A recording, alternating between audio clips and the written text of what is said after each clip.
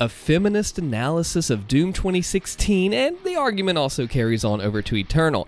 Today, we are going to dissect this thing, break it down, dismantle it, and tell it why it is false. Let's dive right on in.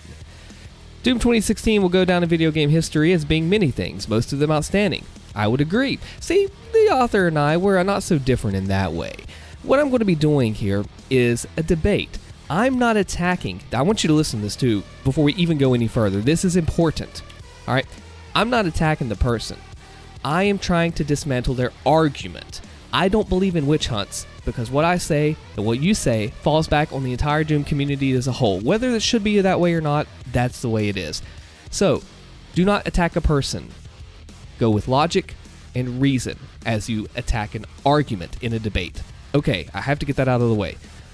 Okay, it's incredibly polished and masterful, so they're not saying that it's not a bad game in that sense of the word, but as we see here, Doom has significant points to make it about masculinity and the qualities typically associated with it in the United States, other parts of the world. I can see where this is setting up the argument to say, hey, this is a good game, but this is something that they're setting up for when they're mentioning the Doomslayer right here. And of course, I'll link this article in the description for you to read everything you want to. The main protagonist, the Doomslayer, is a vicious killer of demons and creatures. Yup. He's terrifying, yep. All too true here as we see an imp that looks like a doggo. Now, you see here, here's where it kicks in. After sitting through 12 hours of gunfire and glory kills, it's not controversial to say that he embodies aggression, a stereotypically masculine personality trait often expressed and praised in men.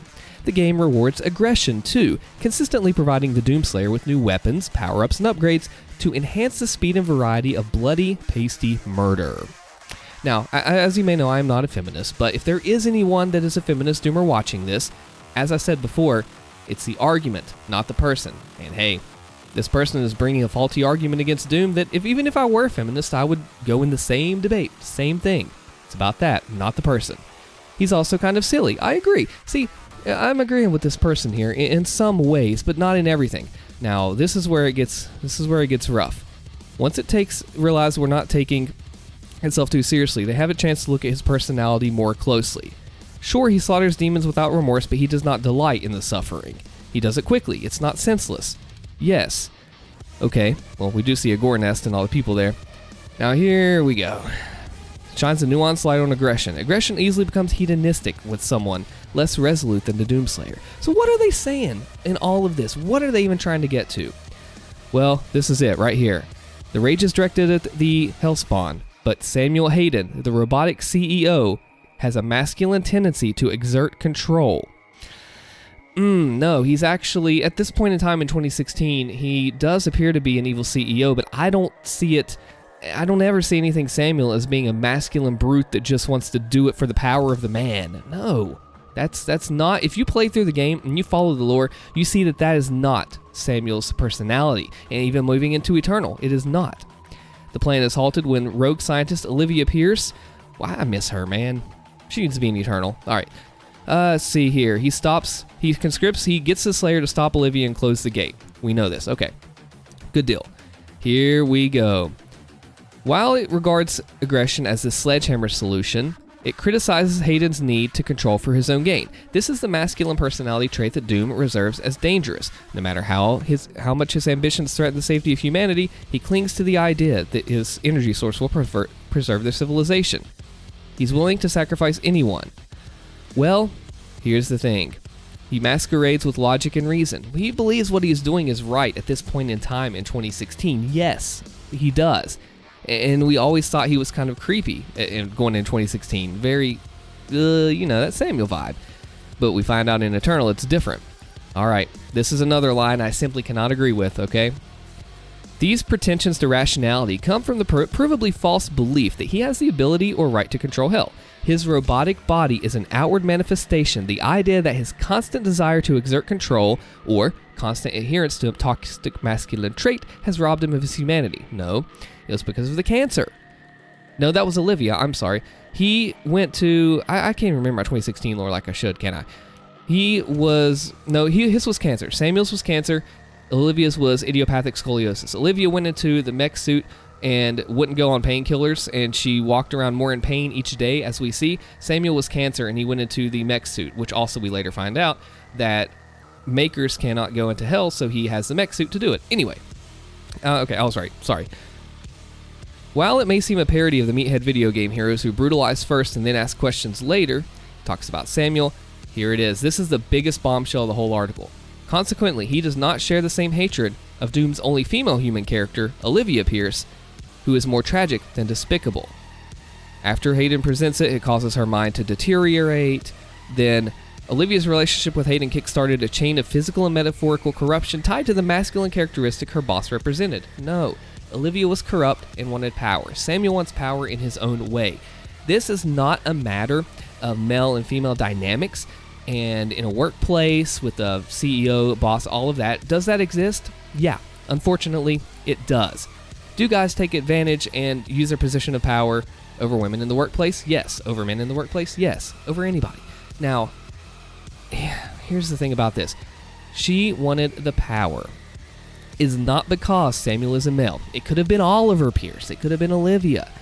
If you look into the Doom lore, the undertones and the writing are not meant for this. If you look at the characters, dive in, dig in, they're not about that. Her human form decays, and the more she adopted cybernetic augmentation similar to Hayden. Hayden drove Olivia into a violent and dangerous madness. No, going back to before. Olivia Pierce had a disease called idiopathic scoliosis. That's a disease of your back and all of your vertebrae, whatever. It makes it hard to walk. Rather than get in a wheelchair and take painkillers, she opted for an experimental titanium exoskeleton suit. It's all in the lore. However, she refused to take those painkillers. This suit made it harder and harder for her to walk, and that combined with the corruption of her power that she was trying to work with the Dark Lords and demons, and eventually become essentially a summon of the Ariana Imperatrix Spider Mastermind. That is what took her down. That, not being with Samuel. And see, do you see how this argument begins to fall apart? I don't hate this feminist, lady.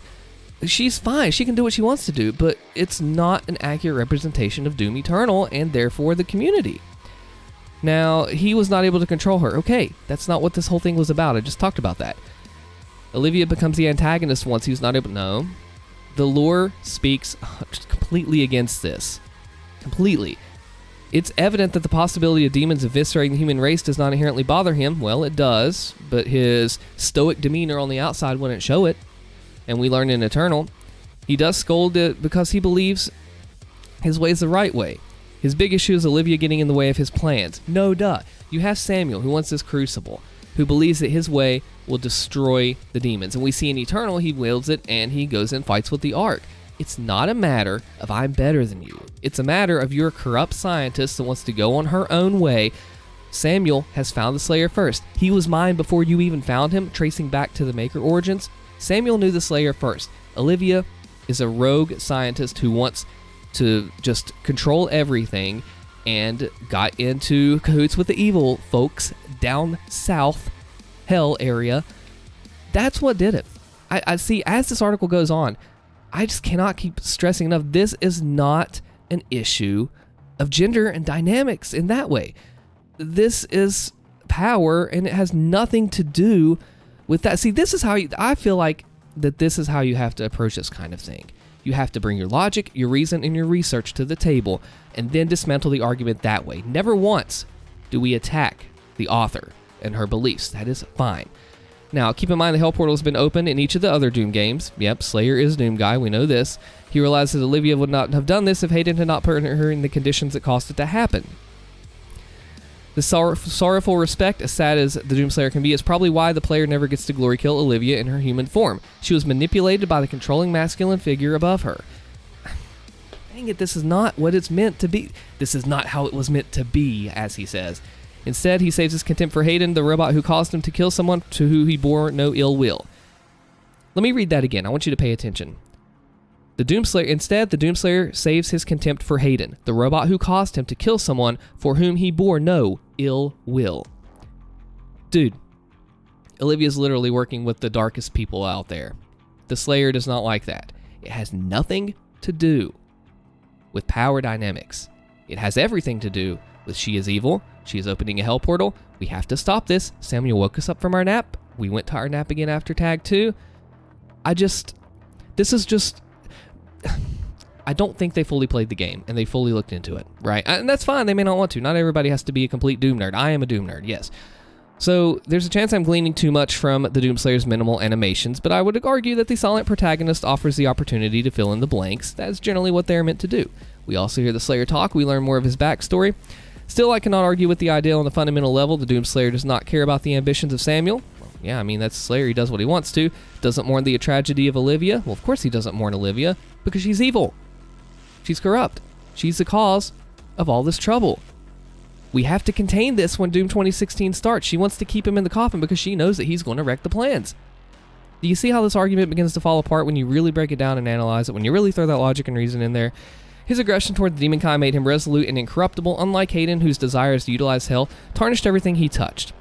As violent and boorish as the Doomslayer was, there was a purity to his aggression. Daisy, and family, people, Hell on Earth, Doom 2, all that. While out of place in most contexts, hence the occasional silliness, his masculinity was no relic, pun intended. Doom did well to contrast it with the kind of toxic masculinity that leads to widespread pervasive suffering. So in the conclusion, I feel like that they're saying it's not the same kind of toxic masculinity that is bad out there, but it's a different kind, like almost playful. Maybe I'm reading that wrong. I don't know. But let me know what you think. In a kind way, we do not attack the person, we attack the argument. So let me know in the comments if I'm right, wrong, or crazy. And thank you for watching. I'll see you next time.